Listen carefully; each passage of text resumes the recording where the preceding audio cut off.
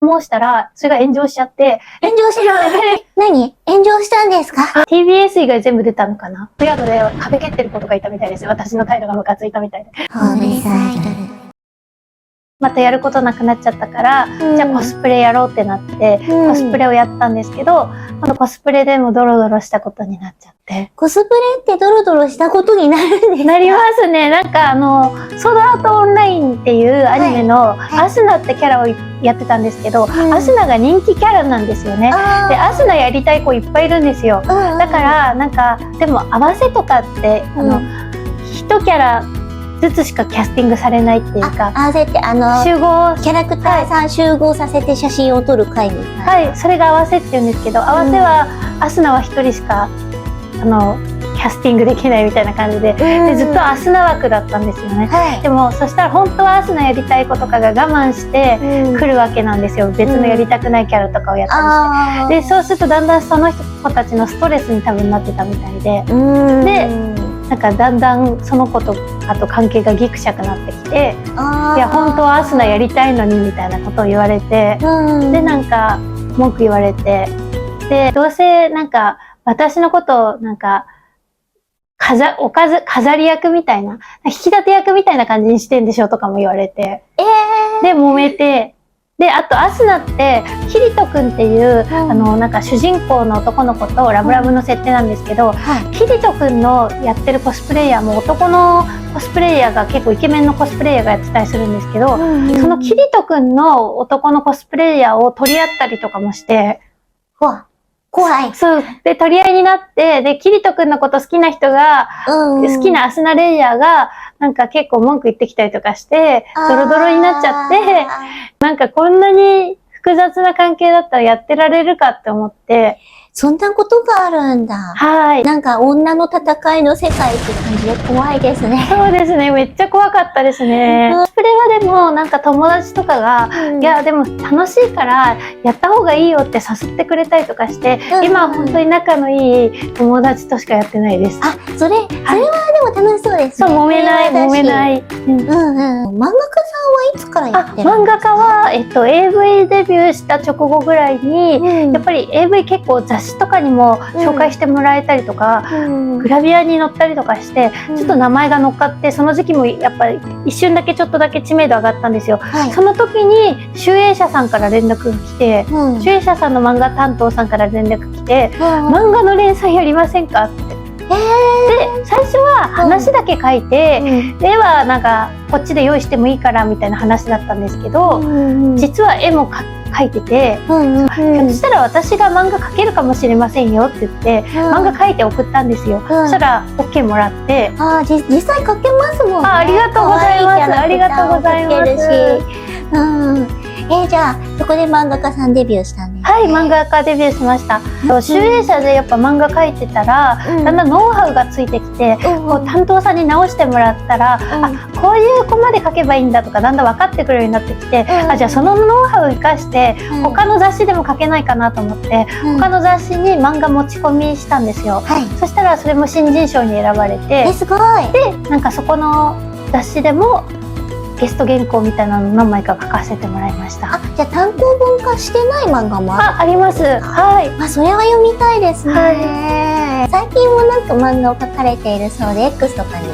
そうなんです。なんかやっぱ漫画は特技だからやった方がいいよって先輩とかに言われて、じゃあなんかまた漫画描いてみようかなって思って、今怪談師として怪談喋ったりしてるので、それと掛け合わせてホラー漫画にしようかなみたいな感じで。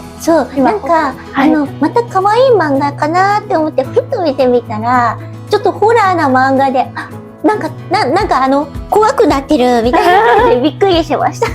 はい、夜のお仕事とかもやってたので、その夜のお仕事の時に体験した怖い話を漫画にしようって思って、なんか今毎週月曜日に更新してるので、よかったら X 見てもらえると嬉しいです。私も漫画描いてるんですけど。そうなんですよね。なんかさっきインスタ見せてもらって、すごい。いやホームレスになった経緯を自分で漫画にしてるんですけれども、プロの方に読んでいただきたい。絶対持ち込みとかした方がいいですよ。そうなんですか？はい、したらなんか多分商業デビューする可能性とか全然あると思います。はい。持ってた方がいいと思います。はい、私も単行本出せるように頑張ります。頑張ってください。コナさんの人生についてお聞きしたいんですけれども、なんか順風満帆な子供時代とか人生とかそういう感じではなかった？全然なくて、もともとは、最初、二子玉川っていう高級住宅地で生まれて、で、お父さんとお母さんがいるお家に住んでたんですけど、まあでもお父さんがちょっと変わった人で、で、なんか、株の未公開詐欺をやってしまったりとか。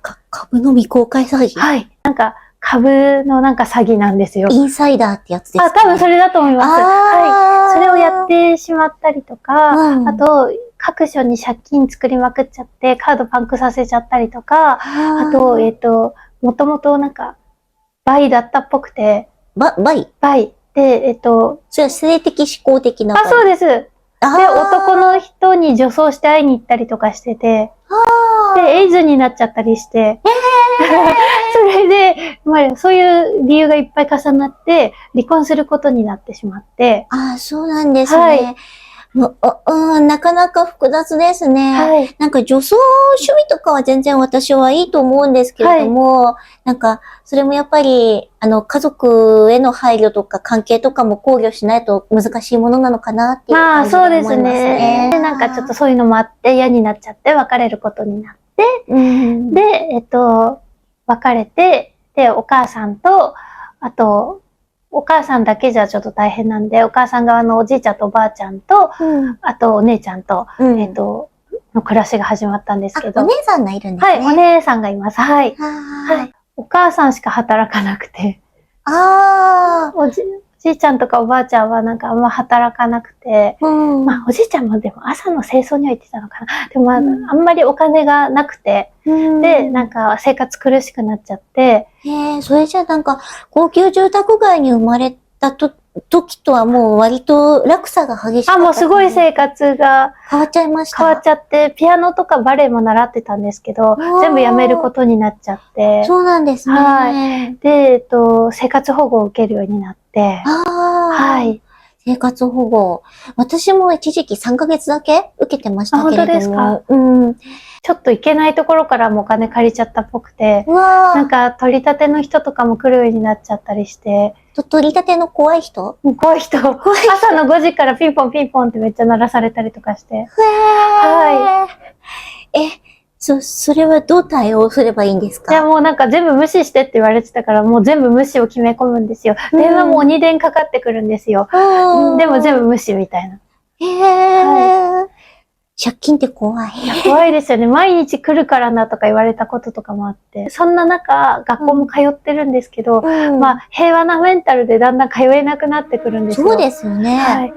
で、まあそうするとね、学校の子たちからもちょっといじめられ始めちゃって。その当時は中学生くらい？中学生くらいからいじめられましたね。小学校の時は結構うまくいってたんですけど、周りと。それはなんでいじめられたんですか？まあ声がなんか結構特徴的だったというか、なんか多分今は普通ぐらいだと思うんですけど、なんか前もうちょっと高かったんですよね。で、なんか高くてアニメ声っぽい感じで、アニメも好きだったし、オタクだったから、なんかそういうの全然気にしないで、デジキャラットとか当時流行ってたんですけど、デジキャラットの下敷きとかを学校に持ってってたりとか、あと友達とオタクトークで盛り上がって騒いだりとかしてて、多分ちょっと痛かったんだと思うんですけど、それでいじめられるようになってみたいな。でもなんか日本のアニメってやっぱり世界的に誇るべきものじゃないですか。でもなんか日本では以前はそのアニメが好きなオタクっていうのがそんなに歓迎されてない時期もあったんですよね。そうなんですよ、そうなんです。その時期の中学生だったんで。今思えばアニメ好きっていうのはそんなに変なことではないように思えるんですけれども、日本ではそういう時期もあったということですね。中学生時代が暗かった？暗かったですね。家庭環境も複雑だったから、しかも勉強が全然できなかったんですよ。まあ全然勉強するような家庭環境でもなかったんで。なかなか落ち着いて勉強できないできないですね。勉強できないですよね。なんかおばあちゃんとかも、なんかお母さんと仲悪くて、おばあちゃんがお母さんのこといじめちゃったりとかしてて、そう、それでなんかお母さんがどんどんうつ病になっていっちゃって、でなんかお母さんが切れたりとか、おばあちゃんが切れたりとか、朝そういう感じだったし、あとライフラインも結構止まったりとかしてて。ライフラインって言うと水道、電気、ガスみたいな。そうです、そうです。が定期的に止まってたんで、なんかそういうので全然落ち着いて勉強もできなかったんで、勉強がからっきしダメで、しかもなんかガスとか止まっちゃって、それ学校行くと汚いからいじめられたりとかして。それはお風呂に入れない。そうです、お風呂に入れないから。それは大変だ。まあ、やっぱりあれですね、中学生の時期とか、勉強に打ち込める環境がある場合は、まあ勉強できるんですけれども、そういかない場合もありますよね。そうですね。高校へは行かれたんですか？高校は、最初、なんか行くことになった時に、受験とか全然やってなかったんで、家も家だったんで、勉強もできないし、受験もやってなかったから、地域で一番、偏差値の低い私立だったらいけるって言われたんですよ。でも家にお金ないじゃないですか。で、お母さんにどうしようって言ったら、いや、なんとか行かせるからって言って、無理して行ったんですよ。やっぱ3ヶ月ぐらいでお金が足りなくなっちゃって、ごめん、退学してって言われて、退学することになったんですよ。今一瞬お母さん優しいなって思っちゃったけれども、なんか、実はそんなに計算してもそうです。全然何も考えないで言ってて。そうなんですね。はい。じゃあ、高校も退学して。はい。それからはもうアルバイトしてて。アルバイト。コンビニと、あとミスドで働いてたんですけど、コンビニとミスドで働きながら、休みの日はずっとパソコンの前で絵描いてました。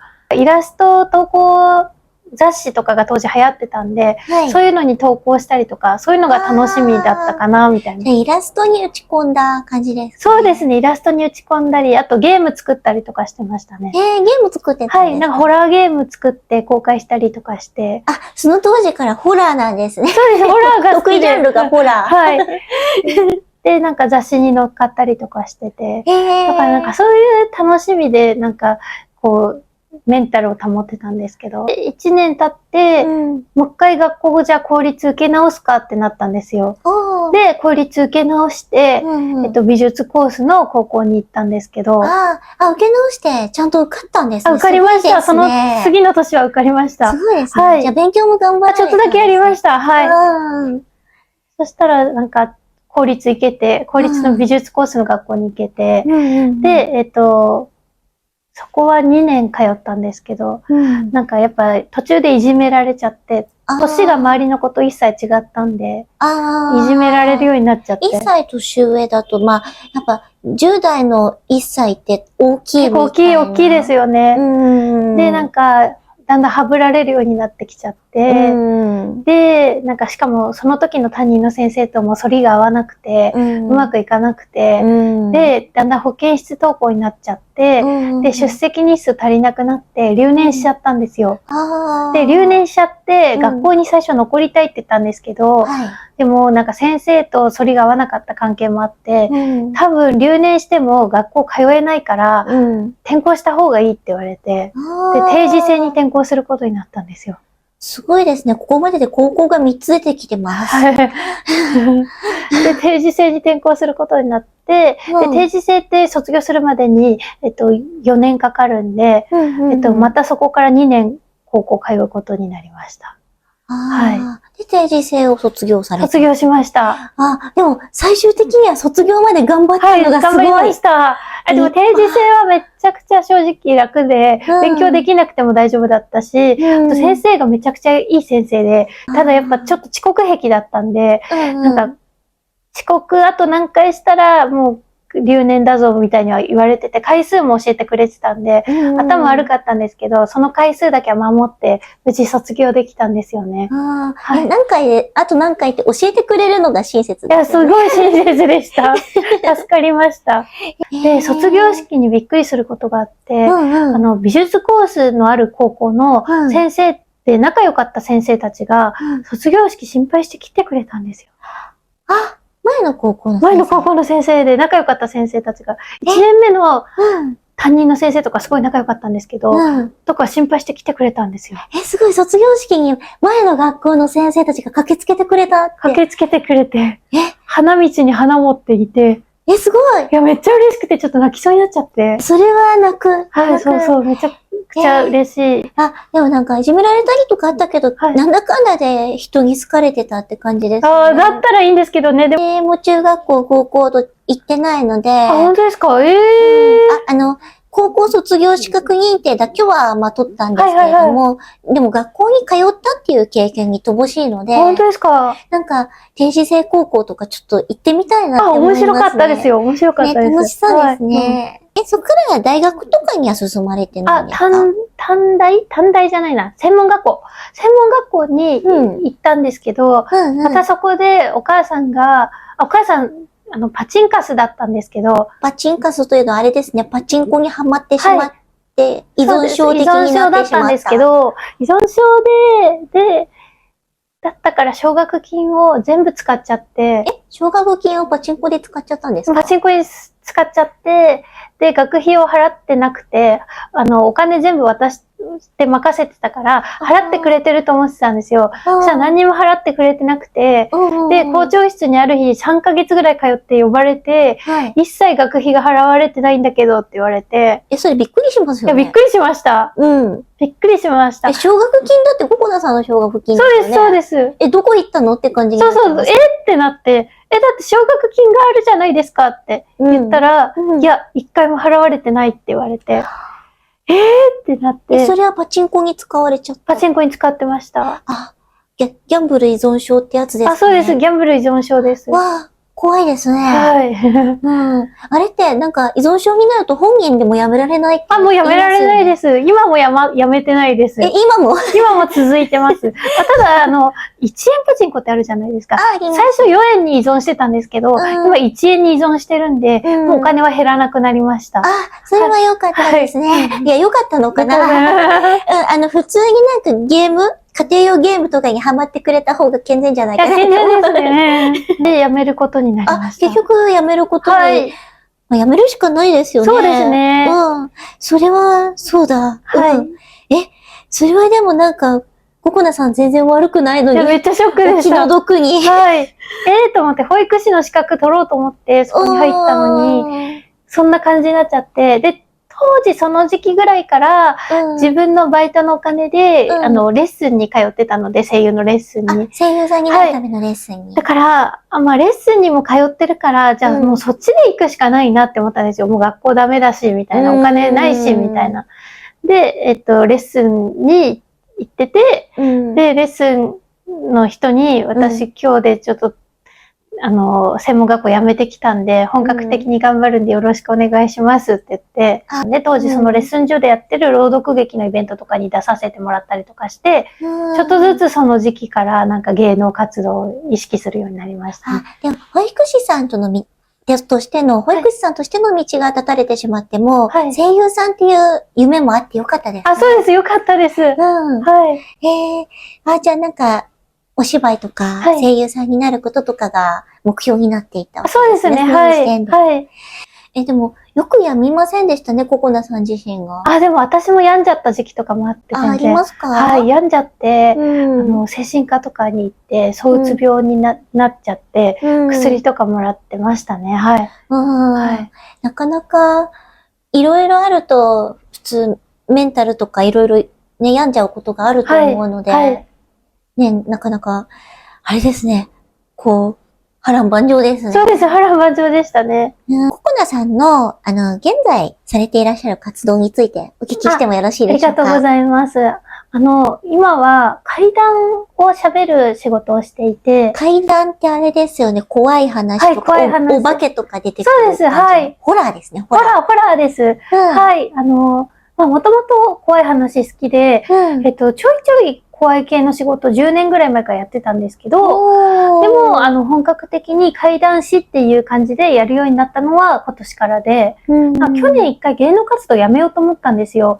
AV が全然売れなくて、なんか復帰したはいいものの売れなくて、撮影の仕事も入らなくて、もう年齢的にも厳しいし、きっと向いてないんだろうなって思って、やめようと思ったんですよ。やめようと思ったら、怪談をやってる先輩の、芸人さんがいるんですけど、に喫茶店に呼ばれて、で、やめちゃうのもったいないって言われて、で、引き止めてもらって、で、なんか、怪談とかやったらどうって言われて、で、やることになったんですよ。じゃあ、その怖い話を作ったり、話したりするのが得意ってことですか？まあ好きですね、はい。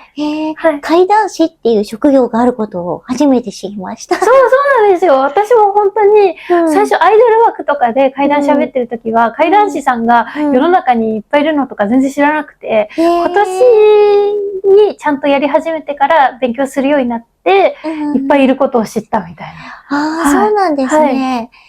じゃあ、今、怪談をどんなところで？今は、なんか、怪談イベントっていうのを開催したりとかして、で、そういうところで喋らせてもらってるんですけど、あとは毎年、その芸人さんが主催でやってる、ホラーフェスティバルっていう大きいイベントがあるんですけど、そことかで喋らせてもらったりとかしてます。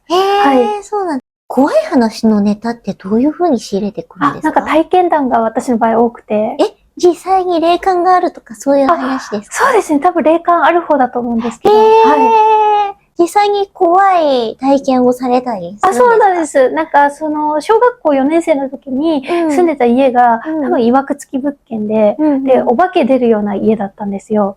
で、そこでいっぱいお化け見て、で、それから見えるようになったっぽくて。幽霊見たことないけど、どんな感じなんですか？でも普通に私がよく見る系のやつだと、でもいろんな種類がいるけど、普通にオーソドックスな白い足の、なんか白いワンピース着た女とかの時もあるし、そうじゃないといえばもう真っ黒なものとかの時も。真っ黒な幽霊がいた。真っ黒な物体みたいな。とかいろいろですね。なるほど。私、髪長くて、だから白い服着て、夏場に歩いてると、ゆらゆら歩いてると、幽霊に間違われるんですけど。確かにでも髪めっちゃ長いですもんね。なんか幽霊に間違われることの方が多くて、でも私は幽霊を見たことがないんですよね。本当ですか？可愛いからそんな間違われなさそうなのに。出たーって言われましたから。本当ですか？やばい。写真とか撮られたりとか、そういう活動もしてらっしゃいますか？そうですね。